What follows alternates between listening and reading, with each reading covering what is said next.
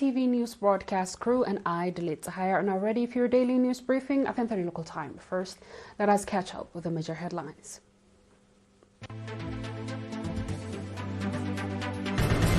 Commemoration of 50th anniversary of 1975 massacre. National Union of Eritrean Women President conducts seminar in Logo-Anseba subzone. The United States and Europe are at odds in many issues at ongoing Munich security conference. And Israel could strike Iranian nuclear facilities in 2025. On our local news, the commemoration of 50th anniversary of gross atrocities and massacre of innocent civilians perpetrated in Asmara and its environs in January and February 1975 by Ethiopian Army of Occupation was held at Bahti Maskaram this afternoon. Around 11,000 innocent Eritrean civilians were massacred in undiscriminated killing spree that continued unabated across the city and in 57 surrounding villages for over 6 weeks. Many villages were not only burned and churches were vandalized as the army mercilessly slaughtered helpless civilians who had sought sanctuary in holy places. The poignant remembrance event held under the theme "We Have Not Forgotten" featured harrowing testimonies from survivors as well as moving poems and songs. Mr. Mikael, president of the National Union of Eritrean Women, conducted a seminar in 13 administrative areas of Logo-Anseba subzone in current national issues and the role of women in development programs. The seminar took place from 11 to 13 February. Mr. emphasized the role and contribution of Eritrean women in both before and after independence, highlighting the importance of women's active participation in shaping and guiding the younger generation. The seminar was attended by local residents, members of 17th Army Division and the Eritrean Defense Forces. Ms. Edega Johannes, head of the National Union of Eritrean Women in Gashbarka region, and Ms. Tsagaweni Gabrasilase, head of the National Union of Eritrean Women in Logo-Anseba subzone, underscored the significance of the organization and unity, stating that organization is power.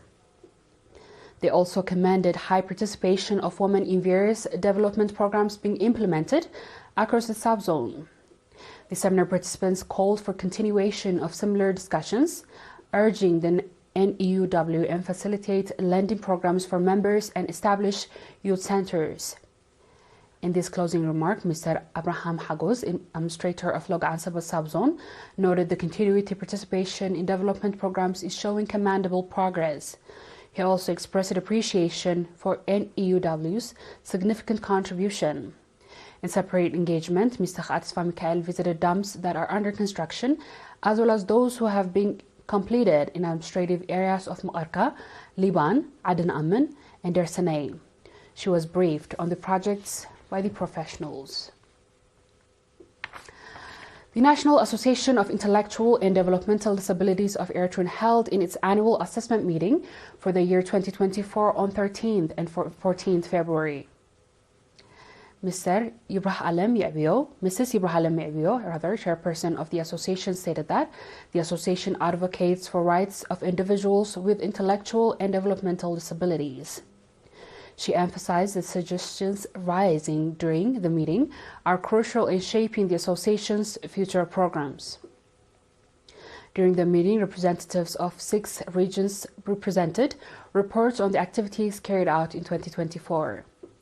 As a result of awareness-raising programs, the number of the registered members increased from 4,830 in 2023 to 6,109 in 2024.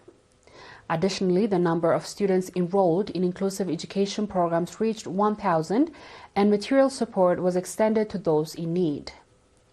In conclusion, the association called on societies and the parents particularly to take advantage of the opportunities provided by both the association and the government.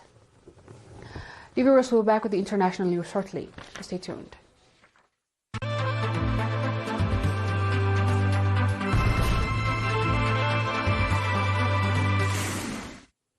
Welcome back. The United States and Europe are at odds in many issues that are ongoing in Munich Security Conference, the world's leading forum for debating international security policy. The Munich Security Conference is taking place from Friday to Sunday in Munich, Germany. This year's conference focuses on global security challenges such as global governance and climate security. When the future of EU-US relations remains uncertain, the Russia-Ukraine conflict continues and the geopolitical situation is complex, divergence between the US and Europe have become increasingly prominent. The recent announcement by the US to impose high tariffs on certain European goods has sparked strong oppositions from European countries. Several nations, including Germany, believe that the US tariff policy, the America First policy pursued by US President Donald Trump during this previous term, has already created rifts in the US-European relations, and thus high tariffs were undoubtedly escalated between the conflicts of the two sides. The Ukraine crisis has been going for nearly 3 years. Western countries have provided Ukraine with large amount of military aid, while that has no substantial progress in advancing the resolution of the conflict. This year's Munich Security Conference is full of uncertainty, given the divergence between the US and the EU divisions, with the Trump administration over the Ukraine policy and the newly foreign policy of the Trump administration. Israel is mulling attack in Iran's nuclear facilities. In the coming months, the Wall Street Journal and the Washington Post have reported, citing anonymous US officials. The newspaper quoted sources as suggestions that Israel believes that the Islamic Republic air defense were degraded by the attack in the late October and that Tehran is more vulnerable due to the sanction-related economic woes. According to the newspaper, US intelligence agencies that Israel could either launch ballistic missiles from the outside of Iranian airspace or drop bunker-busting bombs from the warplanes flying over the targets. Iran has recently signaled that it is ready to engage in dialogues with the US and its foreign ministry, clarifying last week that the Iran obstacle for the US and Iran pursuing nuclear weapons that can be resolved.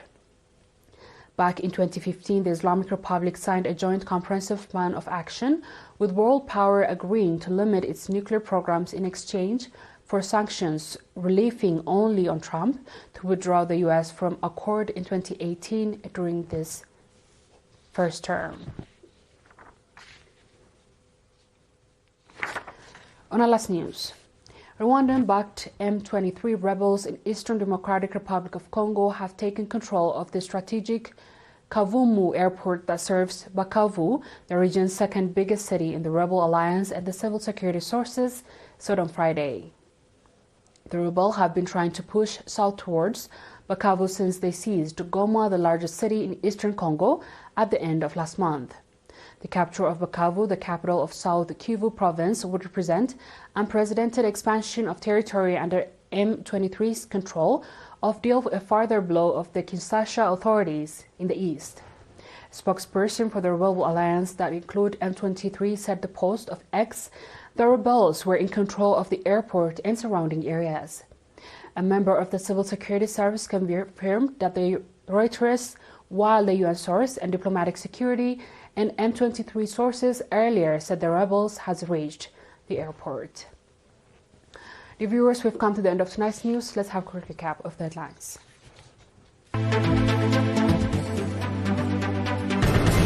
Commemoration of 50th anniversary of 1975 massacre.